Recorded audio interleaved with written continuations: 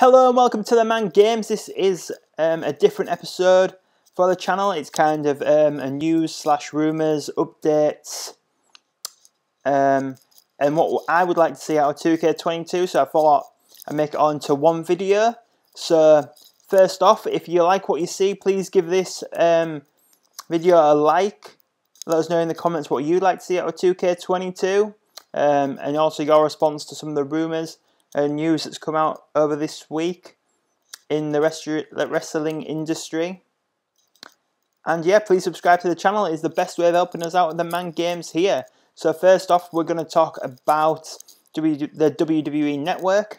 There is now free content on there for you to view. So Raw Talk is free to watch. Monday Night Wars, the WWE The Bump. That's not a show I've actually watched personally. Table for Free, Photo Shoot, Ride Along, Story Time. Seen a few story times, but it's not something that I'm not bothered about really. So it also says select historical special events. So there's certain WrestleManias, Royal Rumbles, Backlash and Takeovers that are free to watch. It doesn't say which ones though. This is going by on the WWE website itself. And also some reality shows. So The Miz is TV show, Miz and Mrs. is free, Total Bellas and Total Divas, they are free to watch on the network now. So if you don't have the network, you can watch these for free. So yeah, go check that out. So next up, just want to say thank you to all the subscribers for sticking with us. We are trying to grow this channel into something, so a little bit for everyone, wrestling fan wise. So we've got the 2K20 content out on the channel. So there is, I try to put new videos up every day of like little matches or entrances, but the universe modes go up every day apart from Saturday and Sunday, depending if I've got a pay-per-view that week.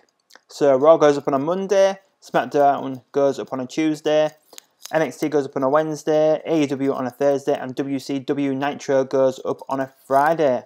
Also on the channel, there is the Fun with Figures. Episodes go up on Mondays, Wednesdays and Fridays. That is me looking at past wrestlers and current wrestlers. There's sometimes an unboxing.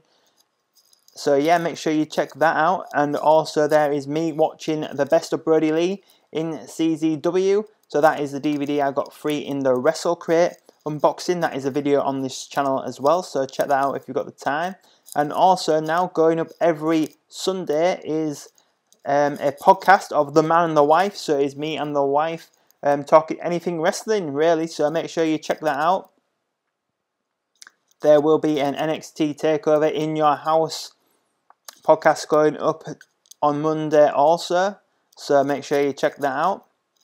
So next up, we're going to talk about just some rumours and news from the week. So on Toni Storm's Instagram page, she has confirmed she is in a relationship with Juice Robinson, formerly known as CJ Parker in NXT.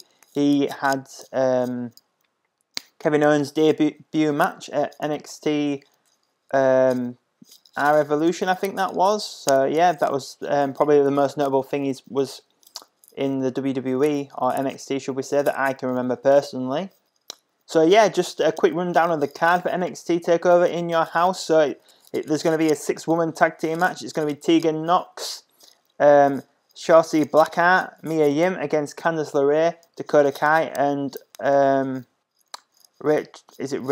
Rachel Gonzalez? I'm not sure how to just pronounce her first name, to be honest. Sorry about that.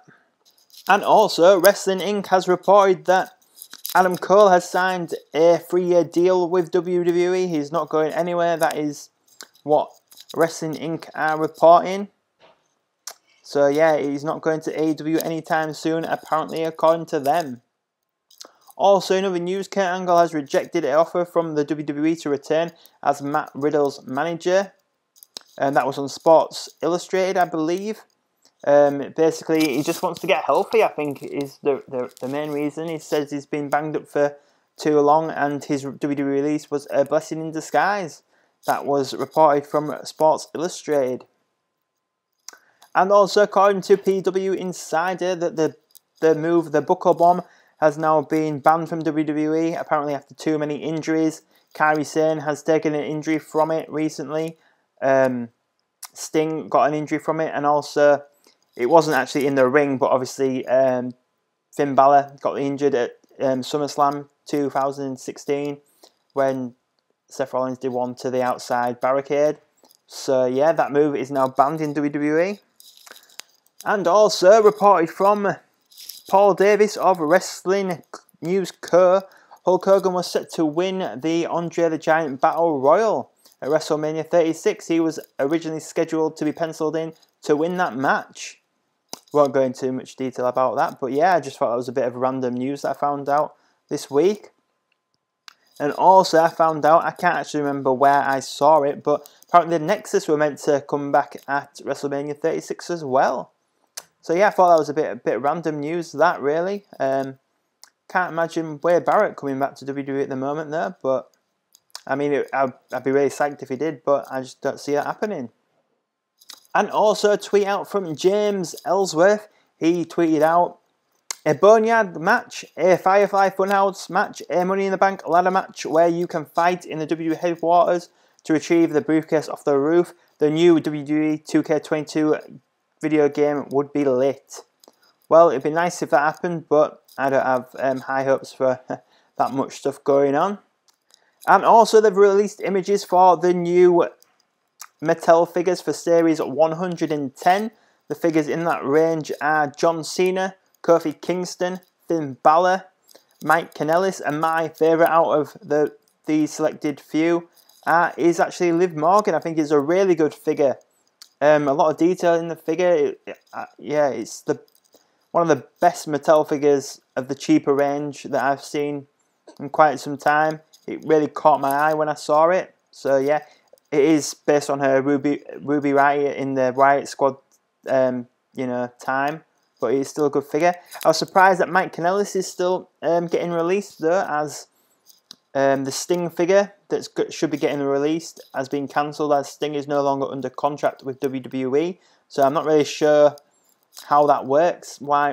I mean, obviously Sting's contract must be different, as he just have well, I'm assuming, I don't know personally, but I would assume he has a Legends contract. So obviously it's probably different from like a Mike Kanellis. So yeah, I just thought that was a bit strange also. And also, like we were saying, I said earlier on that they wanted Kurt Angle to be Matt Riddle's manager on SmackDown. I just thought some Matt Riddle matches I'd like to see on SmackDown. I'd like to see him fight Cesaro. I think them two could proper tear it up. Their clashes of styles would be really good. AJ Styles, same thing. You know, I reckon they could work magic in that ring. Daniel Bryan, Shinsuke Nakamura, and also Sami Zayn, I think. Yeah, they could have Sami Zayn could make Matt Riddle look like a proper star. He already is a star, but I think Sami Zayn, bad mouthing him, and I didn't think I'd like Sami Zayn as a heel, but he's really good. I think, obviously, I know he's not been on wrestling at the moment, but a first feud from Matt Riddle, I think, would have been really good if they could have done that. But I kind of think it's going to be like Baron Corbin or Dolph Ziggler. I don't have high hopes. I'd love to be wrong, but that is kind of just what I think, unfortunately. So yeah, that was just me letting you know 5 matches I like to see Matt Riddle do on SmackDown. And also now, what would I like to see from WWE 2K22? So personally, I'd like to see a better backstage area where the wrestlers can fight. I think it was in SmackDown Here Comes the Pain. There was a really good area where you could fight. You could go all over the place. I think even you could like get in a helicopter and jump out of a helicopter. I know that is bizarre, but it was so good. So hopefully they do something like that. And being able to fight in the crowd, I know you can kind of, but not really. I think it was in SmackDown Just Bring It. You could fight in the actual crowd. I know they all moved anywhere, but I thought it was pretty cool. Like a little, it's a little spot there to make the game kind of better.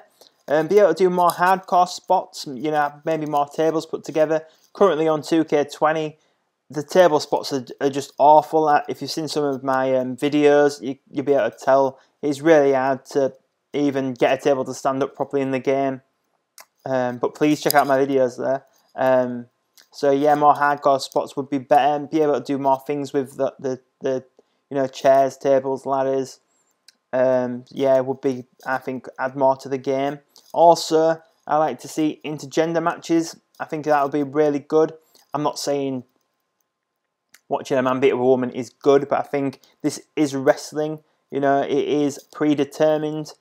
So, you know, Impact Wrestling have intergender matches. I don't see why the WWE can't do it, really. I know they've done a few spots with Becky Lynch and Baron Corbin and Nia Jax, Randy Orton, Dean Ambrose. I mean, I think they could get away with it, really, but that's just my opinion. I did mention this in the news episode I did. Special guest referee, I really like that. I remember in the first 2 SmackDown games that was really good. I really enjoyed it. I used to always have Chyna as my referee in my matches when I would be Triple H. So yeah, it would be nice to bring that back. Also, more attires. So in 2K20, there's maybe about 5 different Becky Lynches that you can play as. I'd rather it be one Becky Lynch, but you can change through her through different attires instead of having, you know, Becky Lynch 16, or, you know, just have one Becky Lynch but the attires in that one character. I would definitely prefer that.